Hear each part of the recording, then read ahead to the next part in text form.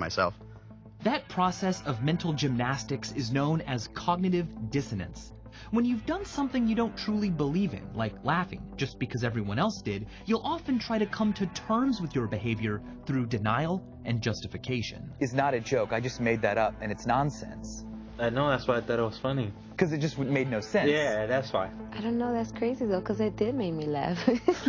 Everyone does that. Yeah. This typical human behavior. Yeah, it's true though. To go with the flow and to keep things moving. It's about just being a good social person. It's definitely a conformity thing. One of the most disappointing and terrifying aspects of our desire not to stand out is the bystander effect. People are less likely to help victims if other people are around. One of the most famous examples is told in Psych 101 classes all over the world. It's the story of Kitty Genovese, a woman who was brutally stabbed and raped in New York City in 1964. It was a murder that symbolized the apathy of many to big city crime. On a March night back in 1964, 28-year-old bar manager Kitty Genovese was stabbed to death on a street in Kew Gardens, Queens. Police say at least 38 people heard her screams, but did nothing to help.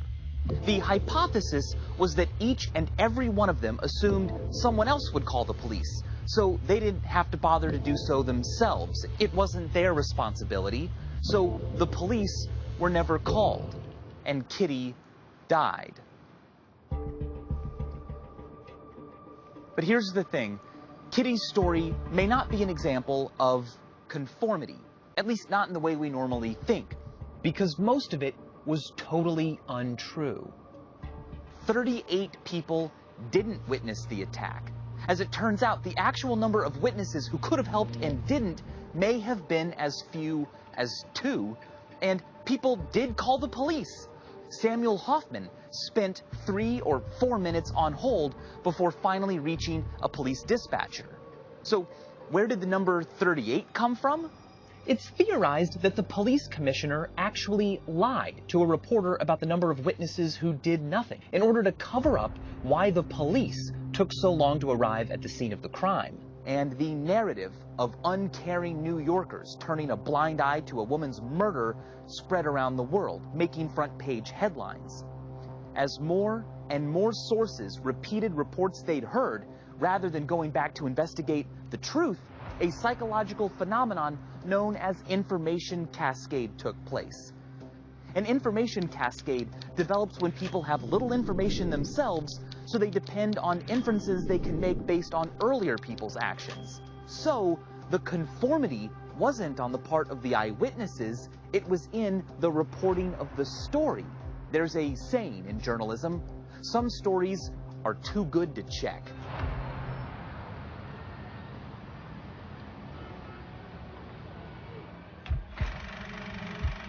I'm going to give you this cup that contains lysergic acid 100 microgram. Clinical trials.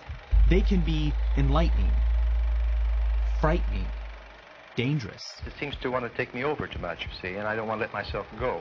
And also the perfect high-stakes setting to test the power of conformity.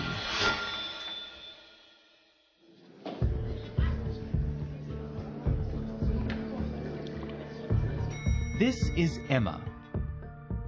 She thinks she's taking part in a group study to measure the side effects of a new hallucinogenic drug. So the drug that you're helping us research today is NC47. Today we're investigating possible side effects. You know, there have been some audio-visual distortions. You may see some images behind your eyes. You know, some general feelings of either calmness or euphoria. We're trying to examine those a little further and find out a little bit more about how this drug is affecting everybody. Emma is already looking to the rest of the group for comfort. Just take a cup and just hang on to it. Okay. If everyone else is participating willingly, it must be okay for her too. We're like scared to death. Okay. Go.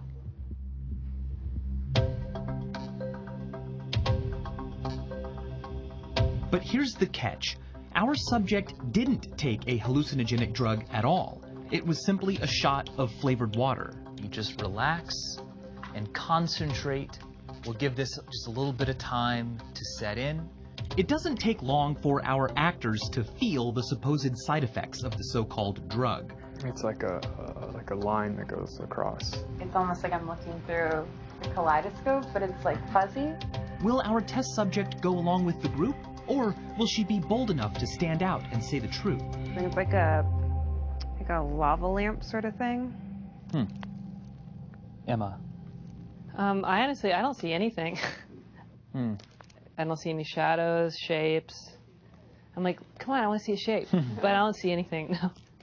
Emma's honesty is making her an outsider. Notice how she says she wants to feel the side effects, which would enable her to fit in with the group. You can all sit down again.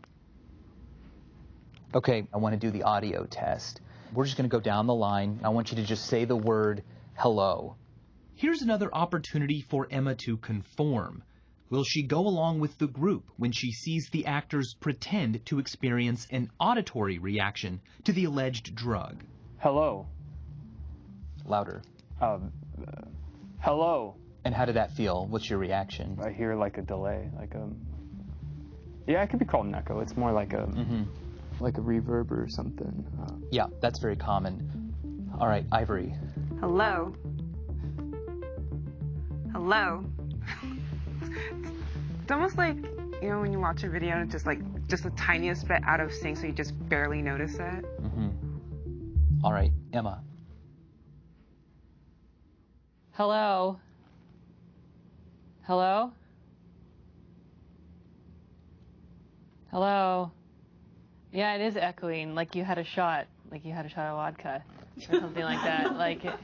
Yeah, acute audio distortion is really common. Okay. Here we see a classic example of conformity. But is she just trying to fit in, or does she truly believe she's experiencing side effects now? I'm feeling pretty chill. Ivory? I feel kind of like it's relaxed. I just feel like really relaxed. She's now claiming to feel multiple side effects. But yeah, no, it's like I had like 2 drinks or something. Right. And in this moment now, how do you feel? I'm kind of tired. Tired. Right? Yeah. Am I the only one? Yeah. I'm gonna go like nap on that beanbag. Yeah. Emma continues to look to the group for reassurance her symptoms are in line with theirs. I don't know if I like it. I can't decide. You know what I mean? What do you guys think? I don't know. Whatever she thinks she's feeling, she wants to make sure it fits in with the group. The room is warmer, no? Yeah. Would you take this while you were operating a motor vehicle?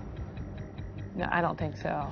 Because you need to concentrate on what you're doing, but I just feel so relaxed. Here we see an entirely new level of conformity. Our subject is actually experiencing physical manifestations due to group pressure. Other subjects also experience physical sensations that they reported in great detail. Hello. I hear the echo. I do hear the echo. So you know an echo would go out then in? This is like just an in. I just feel like sensation near my eye and nose area. I feel like it's definitely getting brighter though. Okay, could you say more about the increased brightness? It's not comfortable to look at the lights really. What we're seeing from these subjects could be a form of informational conformity, or even what's called a contact high, a psychological phenomenon that occurs when a sober person comes into contact with someone who is under the influence of drugs and begins to manifest the same physical symptoms. And I can now debrief you on what has been going on. So none of you took anything but water today. What? And we're just kind of looking at the way that groups conform together. We wanted to see what it would take to get someone to fall in line with the group. Did you feel actual changes, or are you saying some things just to fit in and not No, stick I feel out? relaxed, so I can't figure. I still feel relaxed. Are you surprised to have heard that you just drank water? Yeah. I mean, I definitely feel different. I actually did hear, an echo.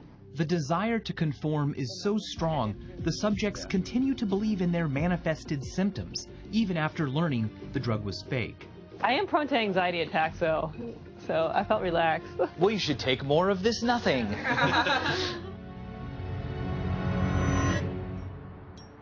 Human society is incredibly complex, and the dueling forces pushing us to conform and also to express our individuality are both necessary. Other people can influence us in good ways and in not so good ways, but at the end of the day, just remember this. What did the walrus say to the doctor? Give up? Cardboard. Go ahead, laugh. Everyone's doing it. You don't want to look like you don't get it, do you? Good, that's what I thought.